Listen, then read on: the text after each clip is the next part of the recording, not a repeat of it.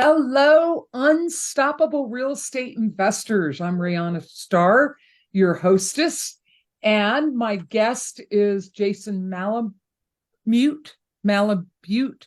Malabute, Yeah. Malabute. I love it.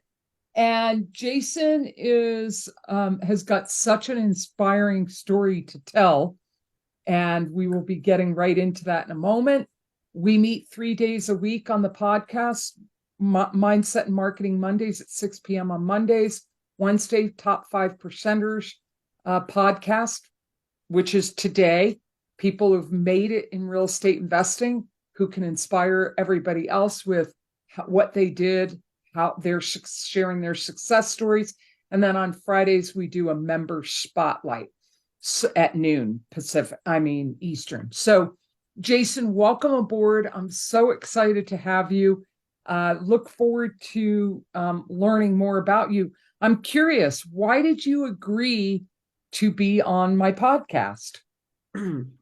Well, first of all, I know that this is a great platform. You have an amazing reach and you educate and inspire a wide audience. So that's why I wanted to share my story with the audience on the platform.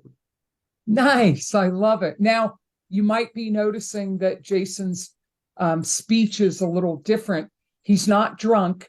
He's actually someone who has cerebral palsy. And that's one of the reasons I am so happy to have him on my podcast, because he's not letting that limit his success. So tell us a little bit about your story pre-real estate. Tell us a little bit about your background, the cerebral palsy, how you've used that to, succeed in life. Yeah, so I was born with cerebral palsy. Just like a lot of people, I was faced with a lot of doubts, a lot of limiting beliefs. I was bullied when I was younger. However, I did not let that stop me from having high goals and that going after those goals. So in 2015, I became a CPA. I was doing tax accounting for a small firm here in Los Angeles. And while I was doing one of my client's taxes, I discovered that he was making passive income from one of his properties. And it didn't matter if he went to work or not. Every single month he made money from that property. So that sparked my interest in real estate. Um, and then for about one whole year, I did nothing but studying real estate investing. I must have read every single podcast and every single blog post on Bigger Pockets. I watched all the podcasts, and then in 2019, that's when I started buying properties in Indianapolis, Indiana. They were all single family homes. Just like a lot of people here, I was doing the BRRRR method, which stood for buy, rehab, rent, The refinance, PER repeat. method. Yeah. So wait, hold that thought. So the cerebral palsy made you determined to not let that limitation stop you. And your first career path was being a CPA and an accountant. And it was through that job Yes. that through one of your clients, you saw, wow, this client's making passive income on one property. I love the idea of that. So then you started learning everything you could possibly learn about real estate investing. So I take it you're a real analytical researcher type, right? You go deep to get as much information as you can. Yes, and I'm a bit of a um perfectionist as well, and sometimes that kind of bites me in the butt as it was It sometimes. does. And you know what I'll do is I'll share with you in a DM on Facebook. I'll give you a link to my Leverage Your Mindset for Success 30-day challenge. One of the Right, days is about that, the perfectionism procrastination paradox. right, But just as a gift for being on my podcast, I'd love to share that with you. And you can either binge watch them. They're short videos, anywhere from 4 to 15 minutes, and right, they're all on different mindset topics. And that's one of the topics I cover yeah, is perfectionism and how it causes procrastination. Because if I can't do it perfect, then, well, I don't know if I even want to try, yeah, right? yeah, Yeah. yeah, exactly. So what was your first investment? Tell me how you started as a real estate investor. So my first investment was a single family house. It was a 1980s built out in out in Indianapolis, Indiana. Everybody told me that I was crazy, that I was, Because you live in LA and yes, California. Okay. yes, exactly. The people were telling me that I was gonna get taken advantage of. You're crazy for investing 2,000 miles away. People are going to see a disability and they're gonna take advantage of you. Yada yada yada. So I bought this property for $80,000. Um, I put less than $9,000 into like fixing it up. And then in 2021, I sold it for $105,000. So I made a $25,000 profit off of it. Um, plus all the cash flow that I made from that property.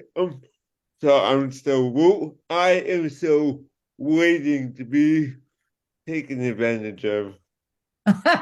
And do you find people automatically underestimate you because of your disability? Of course, like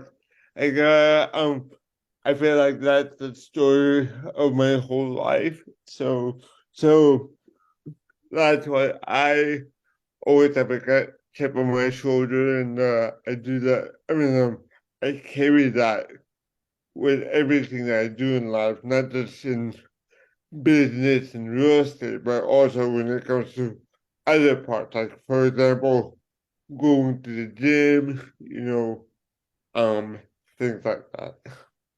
Yeah, because you look pretty buff there. Thank you. So you could actually leverage that as an advantage. People are going to Yes. underestimate you and want to take advantage of you. And you're a smart guy. You've proven that. If you can be a CPA and then notice that a client's making money on real estate and then study and then make 25K on your first deal. Tell me more about your history as an investor. What was next after that one? Yeah, that's when I started doing bird deals, and those ones did not go as smoothly as the first one. For example, I remember I bought one property, $40,000 cash. I got discounted because I went in there cash. I budgeted $30,000 in rehab. That ballooned up to 38,000 when it was all said and done. Um, and then we went to go refinance it for the first time, and the I mean, sorry, we went to go appraise it for the first time, and the appraisal came in at $62,000, and and I was scared. I thought that I lost money in real estate. I was scared. However, you guys, I did not give up. Rather, what I did was I challenged the appraisal, and then I got a second appraisal, and guess what? It came low again at $65,000 this time. Um, and now and now I'm furious because I really did think that I messed up bad. But still, I still did not give up. What I did was I went to a new lender. Then the new lender gave me a new appraiser.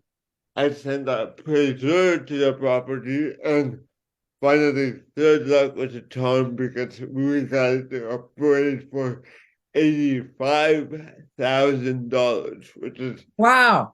$5,000 more than what we were expecting.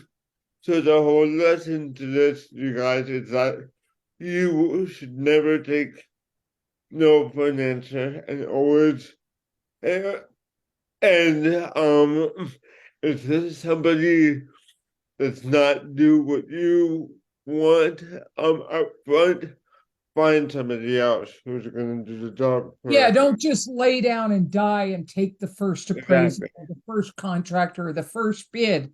Yeah, Yeah. you got to shop around, and it helps to have lots of resources connections in order to do that, because then no one can hold you hostage.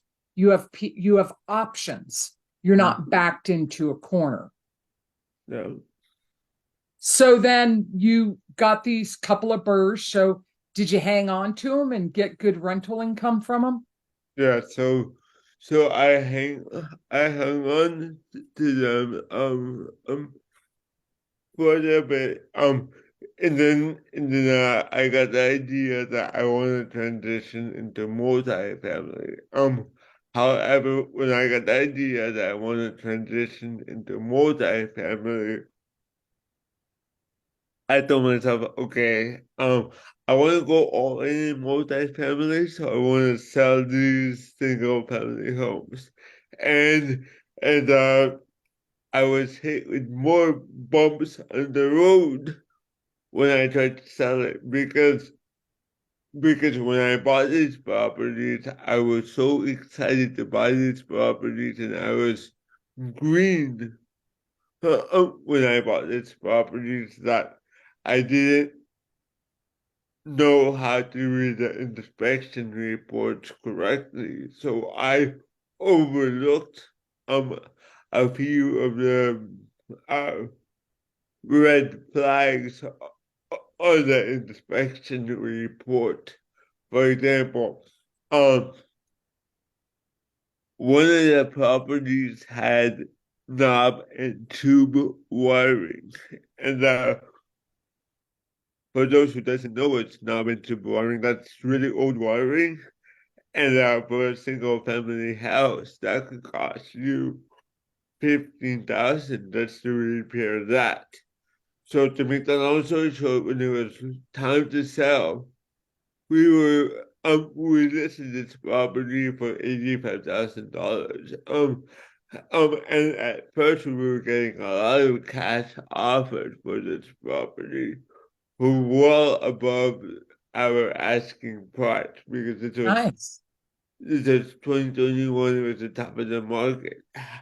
However,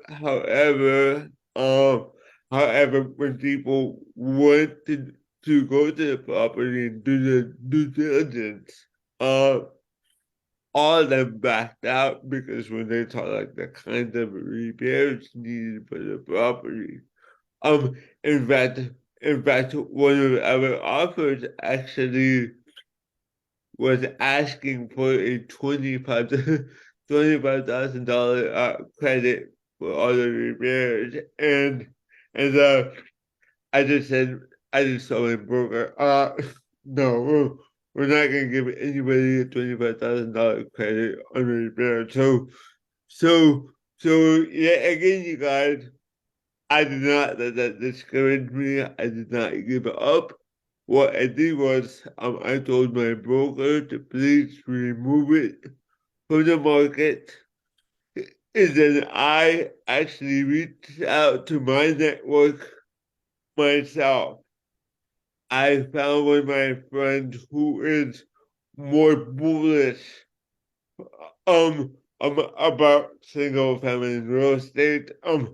I disclosed to him everything that needs to be fixed with the property. I sent him the inspection report, and he actually paid our entire asking price of $85,000. So, so again, you guys, that's why you should never give up and never take no for an answer. Love your determination and perseverance. So tell me, what do you have a rental portfolio right now? Tell us a little bit about what your current status is with your holdings. Yeah. So I've actually sold all my single family homes. I've never lost money in real estate. That's something I'm proud of.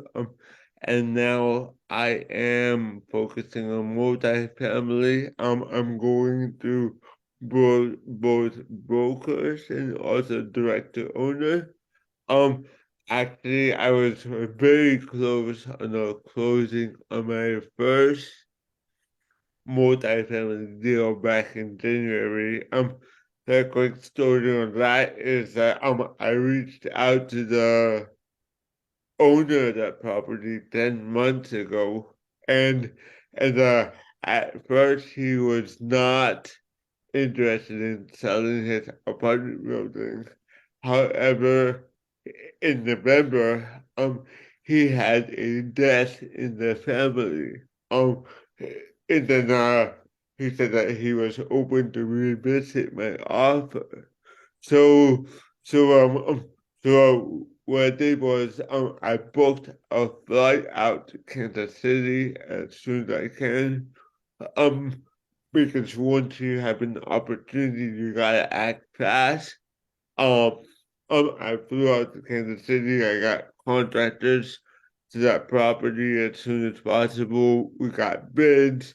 Um, and then I went back to my computer. I worked out our underwriting. And then we were going back and forth with our negotiation for the apartment building.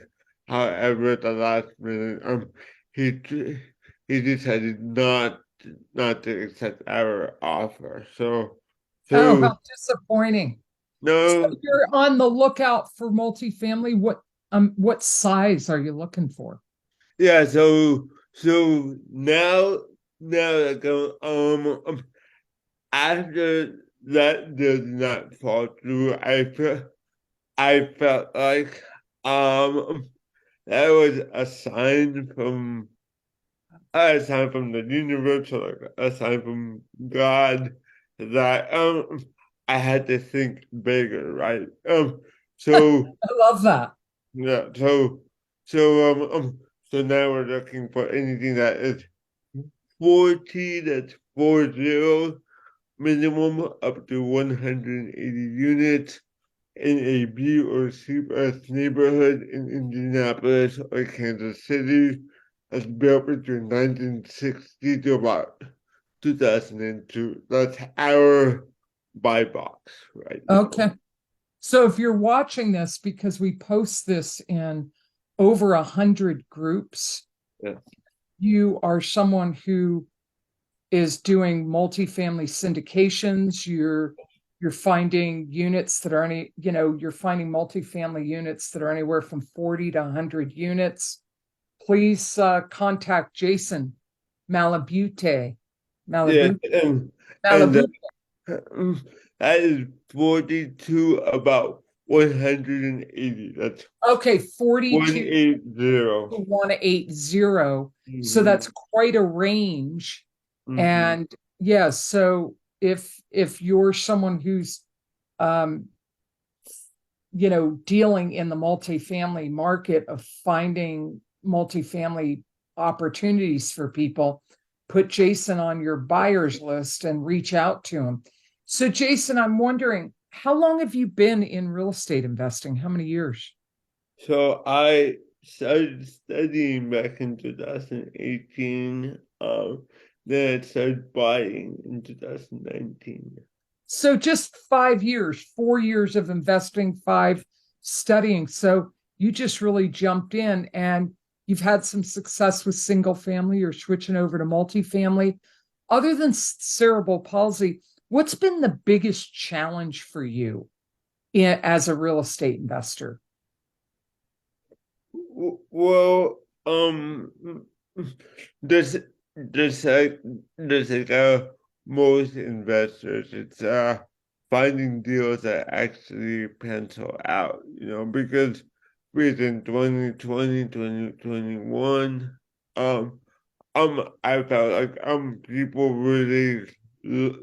really forgot the fundamentals about underwriting and investing in real estate, and people were buying properties that just didn't make sense, and I don't know how they make the numbers work and still call themselves conservative. So I think that that's the biggest challenge right now that we're facing as a whole, as real estate investors. So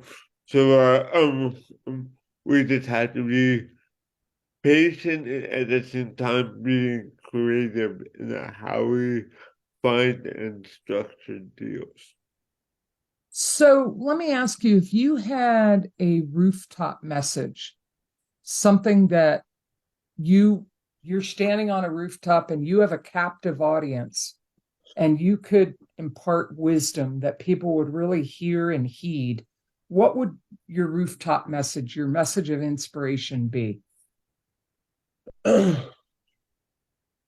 My message would be, don't let society's ceiling limit you on what you could do with your life, because I remember being a kid and driving around with my mom and seeing other people with disabilities, and they were wiping tables at the mall, they're doing bagging groceries at the grocery store, and like there's nothing wrong with that, but I always knew that I was gonna do something bigger than that when I grew up, and um and like I just kept on pushing, and I'm still pushing myself to become the best version of myself that I can be. I love that. You're such an inspiration, Jason. Is there anything you want us to know that we haven't covered so far today? No, I would love to connect with you guys. Um, um if um, I know that a lot of you guys are looking to get into real estate investing. So I have a gift for you guys. If you go to www.jasonmalabute.com/free, you can download my free ebook. It's called My Top 8 Mistakes That Almost Destroyed My Real Estate Business. You guys can learn from my mistakes when I was first starting out so that you guys don't make the same mistakes that I made. When we're done, you can look for this post Yes. about the podcast, and you can put in the comment section that information for people. Uh, So I just want to thank you so much for being a guest, for sharing your story. It's such an inspiration, Jason. Thank you for agreeing to be one of our guests. Good luck in acquiring your first multifamily. Thank you for sharing your story with us. Thank you so much, Rihanna, for having me. I really appreciate it. It's been my pleasure. Thank you for those of you, Joyce Lynn, and I don't know who the other user is because it just says Zoom user, for joining us. You can join us live right now, even when Zoom and Facebook kiss and make up and I can go live stream again. We are going to have a format where people can join us live in a group format in these meetings from now on. So feel free to join us. We include the Zoom link. We'd love to have you join us. We have another podcast on Friday this week, and Tammy Etheridge, she's got a double last name, Etheridge Crutzen, will be my member. We're going to be spotlighting. She's a lovely lady, and we're Facebook pals. And then Rufus should be feeling okay by Monday. So we'll be back on track with our Mindset and Marketing Mondays at 6 p.m. Eastern. Thank you, everybody. Thank you, Jason. Bye, everybody.